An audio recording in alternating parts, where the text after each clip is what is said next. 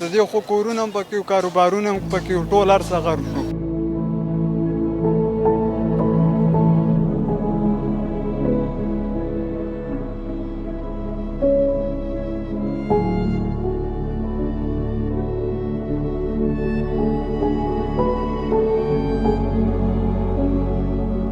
دا نه فلسطین دی او نه یوه بله داسې سیمه چې پکې جنګ په وجه بمبارو تباهي کړې وي.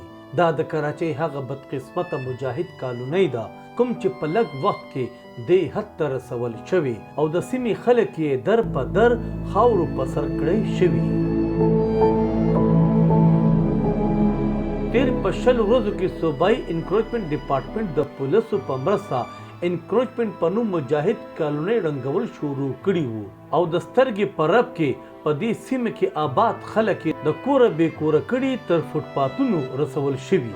متاثرین وایي چې د مودونو آباده سیمه ولې په زبردستۍ ړنګولې کیږي او څوک هم د متاثرینو دادرسي نه کول غواړي چې وجه یې څه ده. لکه اچانک خبره نه د پلاټ څه دغه یې کړلی نه څه نور څه چیکونه یې ورکړلی شي هغو د پیسې میلاو شي یا دغه میلاو شي. بیا میز کې چې دی خبره زیاته ځکه ورانه شوه چې خلک پکې راټول شو څه سیاسي څه هسې هغو دوی له اسرې ورکړي چې بهی موږ تاسو له چې خبره مخې ته چلو دغه کوو نو هغې د وجې چې دوی دلته احتجاج شروع کړو چې احتجاج نه بعد چې دی اچانک چې دا تندر پرې راولګېدو. د دې آبادۍ تقریبا 80 او 80 کاله به کېږي دا چې آباده وه او د آبادۍ نه اوس دا هر څه مات شي زموږ پکې مخکې یا چورنګي چې زموږ کور و د دې په غاړه باندې 120 تیر ګزې و هغه هم پکې لاړ اوس دا نه پکې غونډه پوښتنه مانه ده د دې اجتماع ده 7 لمره پورې. ځایي خلک وایي چې په سوونو کورنۍ بې کوره شوي او ټول غریب لاچاره خلک دی.